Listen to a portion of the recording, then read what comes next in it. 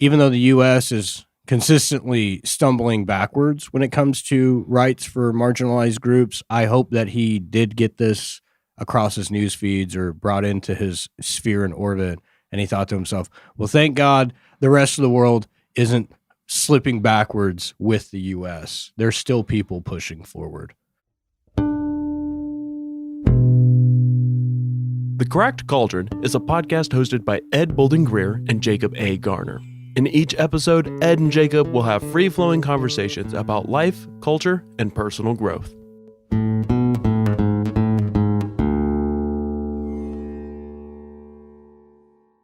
No thought too dumb. No question too deep. The conversation starts here.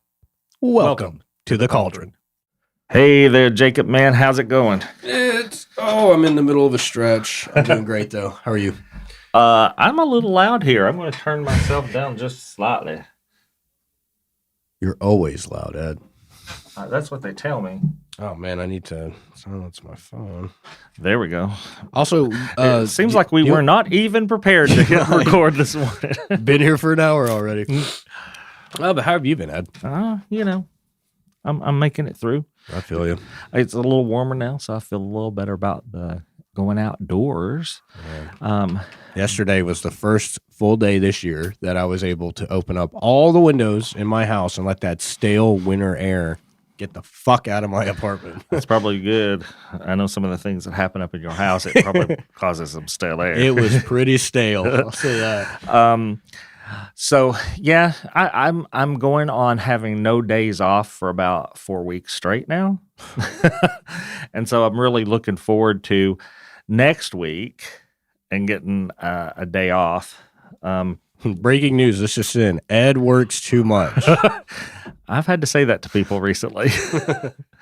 What about you? I mean, like you had some upheaval. That's a good word. Upheaval in your self-defense classes. Not in a bad way. Not in a bad way. You want to tell everybody? I do have an amazing announcement for the people that know about the self-defense class that me and my twin brother teach.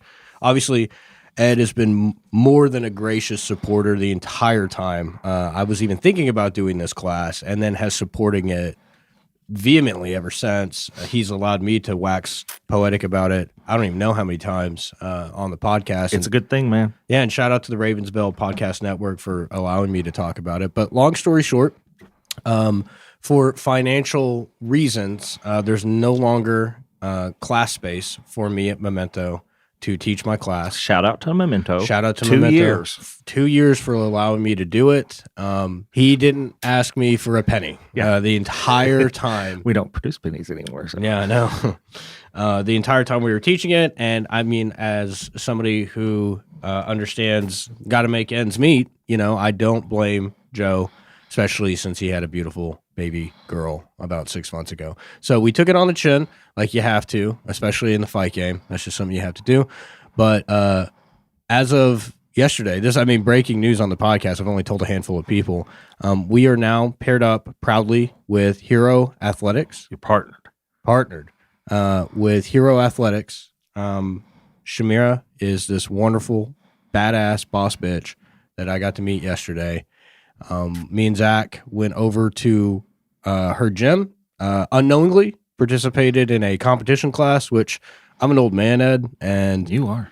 That was my quads are you're still all killing of me. 30. I'm all of 30. I probably you're actually walking was. like an old man. Outside of the instructor, I was definitely, me and Zach were the oldest people in that room, and we felt it. By the way, Happy Lunar New Year. Happy Lunar. We celebrated correctly with some Asians and Asian salads for lunch. But the class lives on, and it will remain in its original form, just at a new environment starting this Friday. And I'm so thankful and so happy. We're very thankful for that. More updates on that next time. Of course.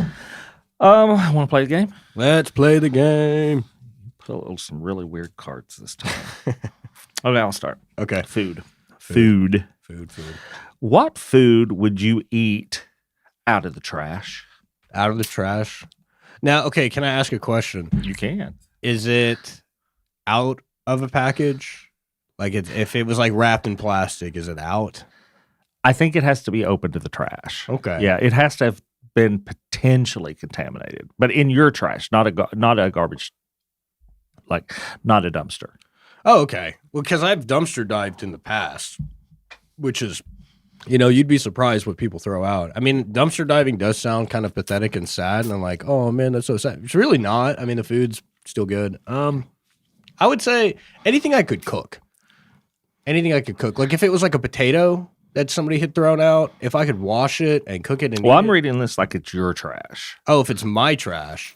I wouldn't touch No, nothing I in wouldn't your touch trash. anything in that trash can. I'm going to be 100% real with you. So nothing. What about you? I'm gonna have to say, so I have to explain this a little bit. I don't find myself being very prideful. Okay, I've lived off ramen before. Mm-hmm. Went where I cut down to like 1 meal a day Yeah. back in the day, Mm-hmm. if even that. Mm. So when I also have to know, you already know this, but I also have to note that when I got my master's degree, it was in anatomy, physiology, and microbiology, Mm-hmm. which caused me to become a huge germaphobe. And I work on that every day. Honestly, I do. Were you really not a germaphobe beforehand? No. Really? It was Not really. microbiology that did it to you. Yep.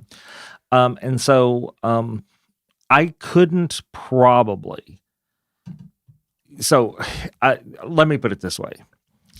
I have a hard time eating leftovers that have been in the refrigerator more than a couple of days. I think most people are like that. Yeah.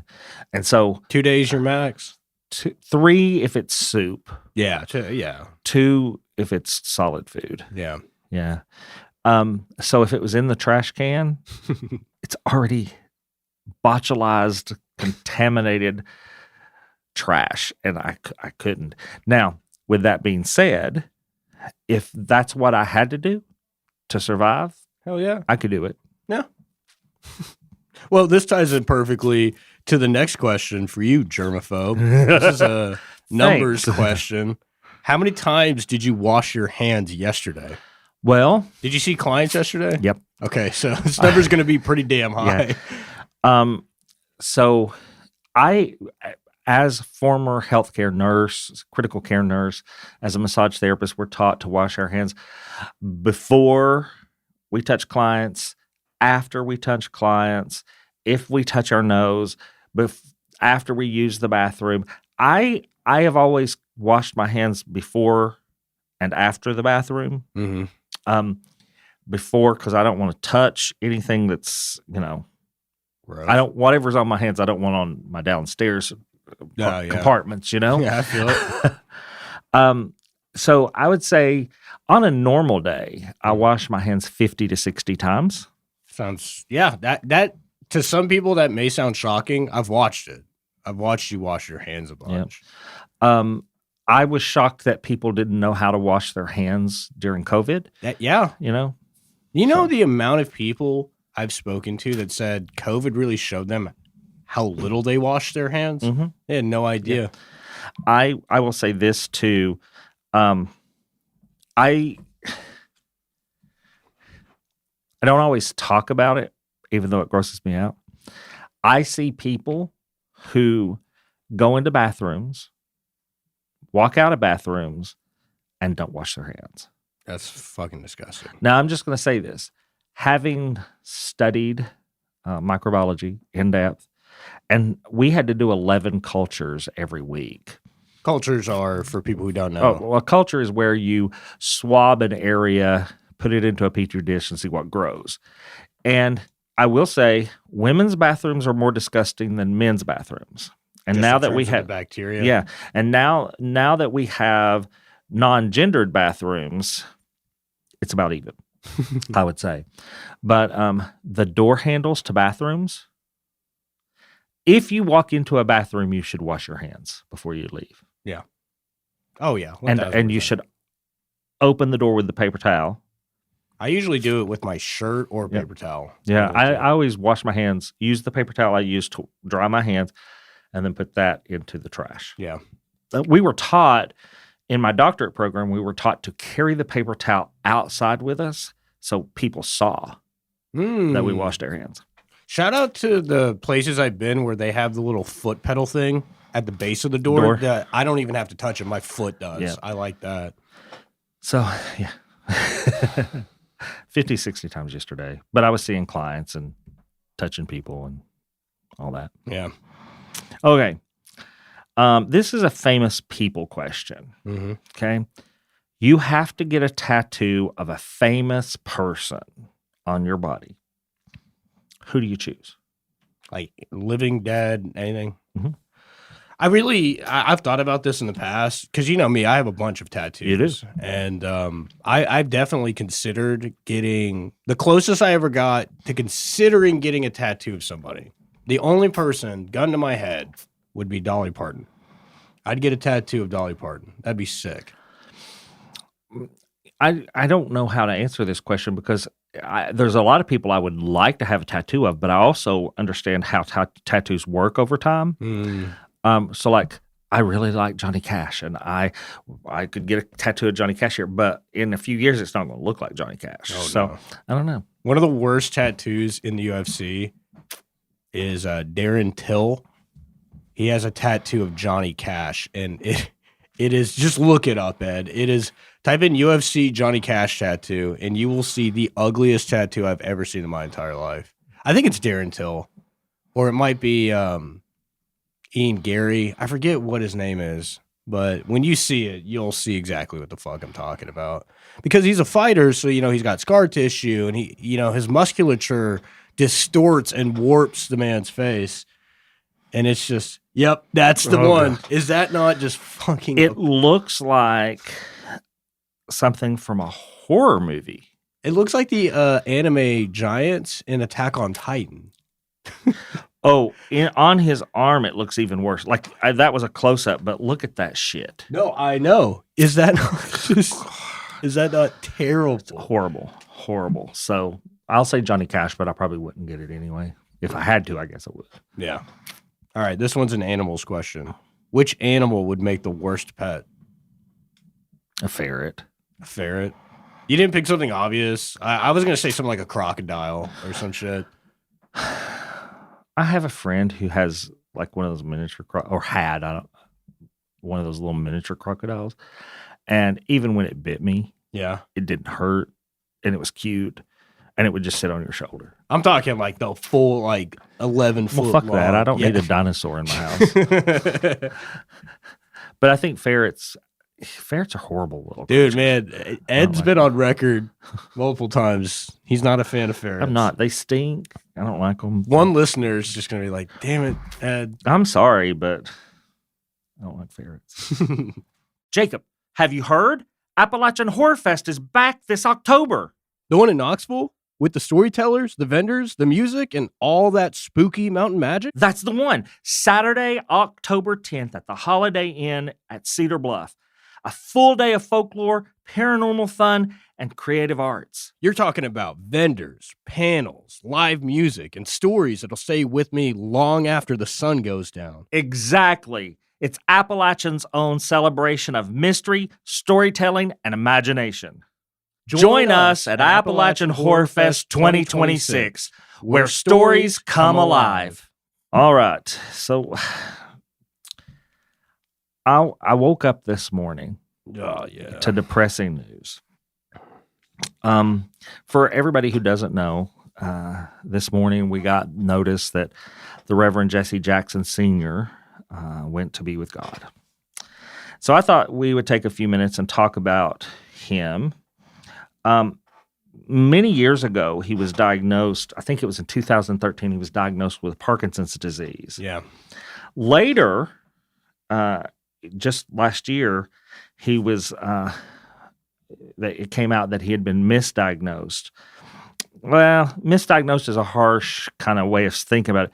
He was re-diagnosed with something that most people think of as Parkinson's disease, but it's called PSP, or progressive supranuclear palsy. That sounds even worse. It is.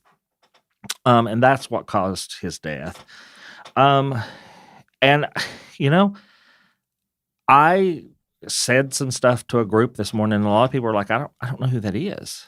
Really? Yeah, and I'm like, oh, Are these people like pretty progressive? Do They they know are. anything about the civil rights movement? they Obama's presidential runs? I think the fact is that he went out of the spotlight after his presidency run for president. And so I thought I'd talk a little bit about him this morning. He was a protege of Martin Luther King. Yep. Jackson was born October 8th, 1941 in Greenville, South Carolina. So he experienced segregation back in 41. He experienced it firsthand. And it really, I think, shaped his life. Okay. He attended school at very, very similar to me, different school, Chicago Theological Seminary. And he dove right into the civil rights movement. Yeah, because he would have been in his like early to mid 20s, late 20s as it was popping off. Yep. He was present at the well, let me back up. He was in Memphis when King was assassinated in 1968. And at that time, he was working for the Southern Christian Leadership Conference. So he's done a lot of different things. He founded a thing called PUSH, which I think was probably one of the greatest benefits to humanity. He founded it in 1971. PUSH is People United to Save Humanity. Yeah. Okay, and they do a lot of things, promote economic empowerment and educational opportunities for people. Okay, he founded, and before you jump to conclusions here, Jacob, I'm going to talk about this. In 1984, he founded the Rainbow Coalition. Okay, and then he later merged them. It was the Rainbow Push Coalition, and they are social justice and civil rights organizations. He ran for president in 1984 and in 1988. He was the first ever black candidate. He paved the way for Barack Obama to be elected as president. In 1984, at the Democratic National Convention, and you can go online to YouTube and watch this, he delivered his iconic speech, "Keep Hope Alive." It was moving. I remember it. I was just getting ready to graduate from high school or thereabout. But he wasn't a person who believed in just doing something. He believed that you had to do the most. Yeah. Okay. So he didn't just work on civil rights and human rights in his state, in his country, but he spread his word globally. Okay. And he received a Presidential Medal of Honor in 2000. And when he was diagnosed in 2017 with Parkinson's disease, he kind of left public life, popping in to support candidates and all that. But he will be remembered as one of the most influential civil rights leaders of the post-King era. So I wanted to take that moment and educate people who didn't know anything about Jackson and the miraculous work he did in this month of February, Black History Month. Okay. Because I think it's so important that we honor those people who came before us, and that we give tribute to the people who have paved the way, to all people of color, to all people who are marginalized. So I will leave with this. I think he had a bunch of fantastic quotes. He was a gifted speaker. And one of my all-time favorite quotes from him was, never look down on anybody unless you're helping them up. Yep. Yeah. I think that's something that we should live our lives by.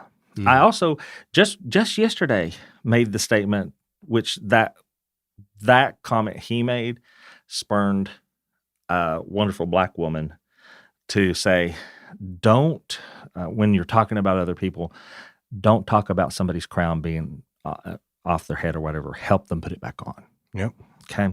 I probably messed that quote up all the way, but you get the The idea. sentiment is The there. sentiment is there. Rest in power. Yep. Rest in power. I also thought that today we could talk about some really weird things or a weird thing. Not that everything to do with our nation right now isn't weird. I have friends, international friends, who are calling and saying, are you okay? Are you all right? This has to be hard. The rest of the world knows it's not, you all. Yeah. Yeah. But February 10th, 2026. Did you get that date? That's not too long ago. Nope. February 10th. As of recording this episode, it's Yep. like the 16th, I believe. 17th. There I go again, living in the past. The FFA abruptly issued a temporary flight restriction halting all incoming and outgoing flights to El Paso International Airport and their nearby Santa Teresa, New Mexico airport for special security reasons. And fun fact for the listeners, the last time the FAA used this exact same designation to close airspace happened during September 11th. Yeah, 9/11. The restrictions were initially set to last 10 days. 10 days, yes. Of course, within hours, they had lifted those restrictions, and they've not really ever said why they did it. Oh, they gave an official answer. Well, go ahead. The official answer that I saw was that there were cartel drones operating and dropping payload packages of fentanyl or whatever across the border. Of course, you can't really trust. I mean, I'm going to show my partisanship. You can't trust anything that comes out of this White House. But they claimed that due to the increased security measures at the border, that the cartels no longer can use drug mules, so they are flying drones into U.S. airspace to deliver their packages of drugs, essentially. Yeah, they later came back, like just hours later, and said that the threat had been neutralized. But I don't buy it. I don't either. I don't buy it. But here's the thing. That's all commercial cargo, all flights coming in and out. Even emergency flights were diverted to airports outside of there. They couldn't land. They couldn't take off. Emergency medical flights. Everything. Everything. Just amazes me. Just amazes me. Can I put on my tinfoil hat? Oh, yeah. We don't have any. I'll just put this tissue on my head. Just as effective. Okay. Okay, that's ridiculous. Here's what I believe is going on. I hope that I don't sound too hyperbolic, but I've got the hat on, so let me be a little crazy. I think that this was purposely a exercise in autocratic behavior. Mm-hmm. Well, excuse me, when they talked to the mayor, Mayor Johnson of El Paso, they were not given any warning Nope. about the situation. And the entire El Paso government has condemned the behavior. They've already opened up probes, and they want hearings as to what the hell actually happened. Yep. Like a lot of the lawmakers down there, Republican and Democrat. Yep. So, who knows? Aliens? Well, and see, that was something that I was actually kind of excited about. There is one theory that I read online. We're experiencing some really odd weather patterns recently. Obviously, with that Arctic blast, it came down from Canada. But there was one argument that maybe there's something going on in the Gulf where somebody had purported to The Gulf of Mexico? Gulf of America, where about 2 weeks ago there were a couple of people that were claiming that there were UFOs and UAPs sighted coming in and out of the ocean. I'm sure you're familiar with like underwater spacecraft coming out and launching everywhere. It's actually also part of the argument as to why we invaded Venezuela. Outside of what we're being told, some people are theorizing that there is a lot more activity in the Gulf than we realize for UAPs, and that the U.S. military wants a presence there. Who knows? Who knows? Or maybe the aliens are just trying to get the hell away from America. God bless America. God bless America. I find it very scary that we have allowed the executive branch to have such sweeping controls that we have allowed DHS to just basically decide on a whim with no forewarning that nobody can get in and out of an area by flight, even if they need to, and we don't actually have to give you a good excuse as to why. That should be scary to anybody. Horrible. Horrifying.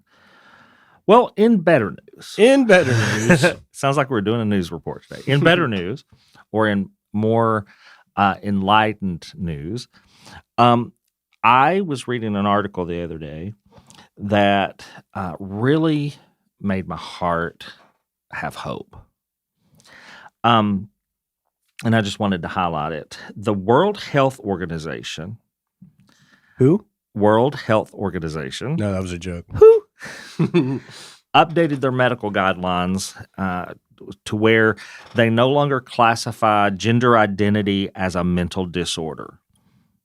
Okay, and they now have directive to affirm organizational support for transgender rights, dignity, and equitable access to health care.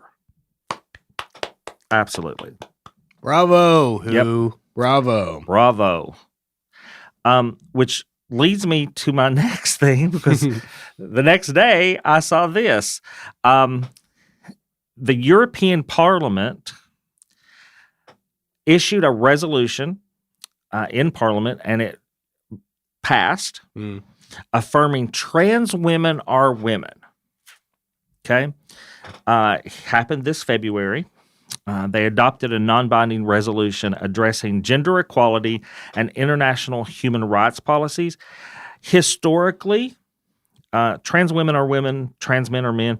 Historically, anytime a resolution has been passed by the EP, it goes on to become law. Mm-hmm. Well, Queen of the Turfs, J.K. Rowling in UK must be in shambles. Keep her in her thoughts and prayers. The thing I think most about it is that the resolution had a few key elements. It calls for the EU to defend self-determined gender identity in the global human rights fight. Mm-hmm. It encourages member states of the EU and EP. I guess you say the EU and the EP passed it. So yeah, that's a better way of saying that. To ensure legal recognition and non-discrimination protections for transgender people. It rejects language that restricts gender to biology, which I thought was good. And it emphasizes inclusion of transgender people in gender equality strategies, anti-violence initiatives, and health care access. See, and you know what? By the way, that didn't hurt anybody. No, it didn't. And I'm so glad. I know that the late Reverend, who we spoke about to begin with, he was alive to see this. I'm sure this was brought up on his radar, and I hope that he thought to himself, well, even though the U.S. is consistently stumbling backwards when it comes to rights for marginalized groups, I hope that he did get this across his news feeds or brought into his sphere and orbit, and he thought to himself, well, thank God the rest of the world isn't slipping backwards with the U.S. There's still people pushing forward. And that's exactly my sentiment about it, that I'm really it undermines what you and I have been talking about for years now, that the U.S. is quickly losing its position as the, what did Reagan call it? The shining city on the hill, as we get further and further into the Trump administration. So take that. Just All take you it for what it TERFs, is. all you anti-trans bigots, you're losing. You're losing. Yep. Well, what's up for you next week, Jacob? Next week, I got a whole lot. Did I tell you I'm going on a cruise at the end of next month? You did. And I'll be in the You're going Gulf. to abandon me. Yeah, I'm going to be in the Gulf, and I'm gonna keep my eye out for some UAPs, stuff I think like that's that. a good idea. I think you should definitely take a camera. Oh, yeah. Me and Zach, we always carry those like physical film cameras. Right, but those can be affected. I know, but I feel like when when the Men in Black come, they confiscate tech. They don't confiscate physical media like that much. Maybe. The other thing I have a concern about is, what if you can't get back? I mean, Yeah, look at you. I know. I've been wearing my facial hair and the hair on top of my head. I look more Asian. I look more ethnic. Do you, though? That's what I've been told. I don't know. The hair definitely, yes. Yes. Either way, if I can't get back into America, Here's what I'm going to say. Huh? Your goatee Mhm. has to stay. It has to. If you shave it off like y'all did last year, you going somewhere. I You know. ain't coming back here I- because it ain't going to happen. And we're taking a small detour to Seacott. They'll just drop it. It's all like a ruse. We think it's a cruise ship, and then the moment we pull out of port, like the facade on the side of the ship falls off, and it's just an ice carrier. They're like, gotcha. I don't know. What do you got planned for next week? Hopefully you get a day off. Not till the weekend. We do, it's a big continuing education year for our profession. And so we're doing a continuing education class this weekend. Okay. And then Monday we start back with regular schedule. So there's no break that week until Friday. And then we're gone. Where are you guys going? We have that weekend off, and then we have to go to Orlando for another conference. Man, Orlando itself is a pretty dope city, but just getting around in Orlando is a nightmare. It is. So here's something I want to talk about real quick. I went online to get airline tickets because we have to pay for our airline tickets, and then the organization reimburses us. Yeah. And so they require that we fly economy. Mm-hmm. Not a big deal. Never been able to afford anything other. So it's not, now that we maybe can, feels wrong. And so that if we use a mainstream carrier means that we have to fly somewhere and then fly in. So one stop minimum. Mm-hmm. Well, flying out of Knoxville, there's a direct flight with Allegiant. Yeah. That's who I usually take if I'm going to Orlando. And so here's the thing, though, man. Allegiant advertises that they have a $59 flight to there and back. Not it's that cost one way and that cost back. Mm-hmm. You have to fly when they're flying. So we're flying on a Friday, coming back on a Monday because they don't fly on Sunday. And they have their own airport, Allegiant. They do in Orlando. Yeah. And so you would think that $69 there and $69 back would be what you'd pay, except that that's not what you pay. It never is. So by the time you get the right package, because everything is packaged with them, by the time you get your carry-on, by the time all of the stuff is said and done, we paid for two round-trip tickets, $689, and these are mid-seating, like you pay for every seat. Yeah, you do. In addition to the $69, you pay for a seat, and these are like $8 and $9 seats. Mm-hmm. So they're not good seats. Mm-hmm. And by the way, a window seat is $9. The middle seat is $8, and the aisle seat is $7. That's interesting. I would have thought that the aisle seat would have been more. Seems more prestigious. I like the window. I fucking don't. I hate flying, dude. Oh. I absolutely can't stand it. I've done it so much. But just imagine 2 $69 flights turn into $600. And it was still cheaper. Forgive me, but I don't know why this meeting was scheduled in Orlando at this time, because it's spring break. Oh my God. I was wondering why it got that expensive. So we first checked with United. Okay. And it was going to be almost $3,000 for two round trip tickets. I thought that the Federation, they always tried to, or maybe that's, no, yeah, it's the Federation. I thought you guys purposely picked times where it was like out of season for stuff. Well, outside of that cool dance party you guys were sharing the resort with. If you remember, that was off season. That was definitely off season. If you remember, March is off season for everything. Mm-hmm. And we always have a meeting during my birthday. Yeah. Which is that weekend. Oh my God. It is coincidental that this year spring break falls that week. This meeting was planned 2 years ago, probably a year ago. Oh my God.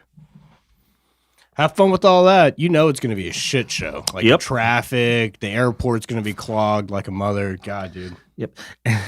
Somebody was like, well, you get to stay because the meeting ends at 3:00 on Sunday. You get to stay. You can go to the parks. No. Parks will, no.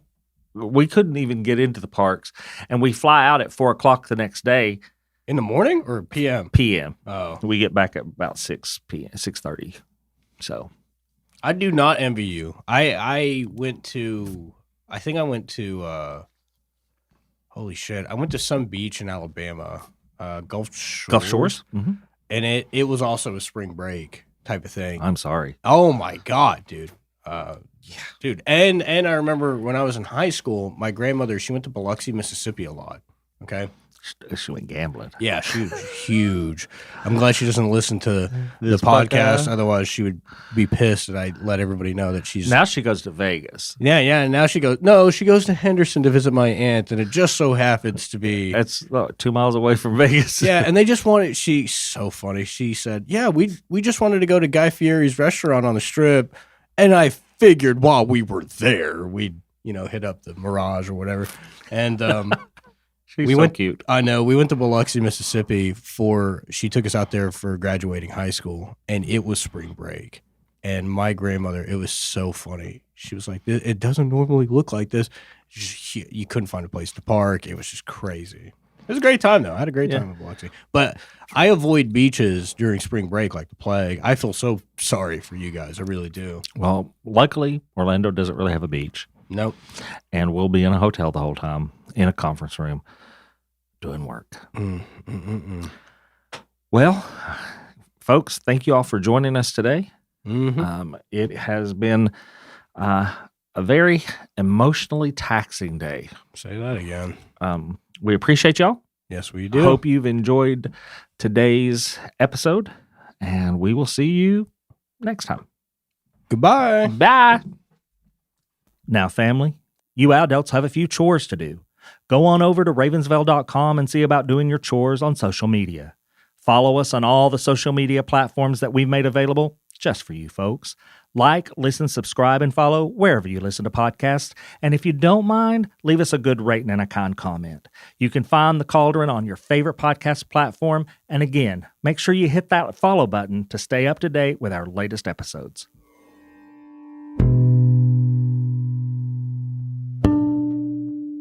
The Cracked Cauldron is a production of Small Raven Media. Today's episode was hosted by Ed Bolden Greer and Jacob A. Garner. Audio engineering and sound design by Nick Devan at Nicky D Sound. Copyrighted 2025 Small Raven Media. All rights reserved.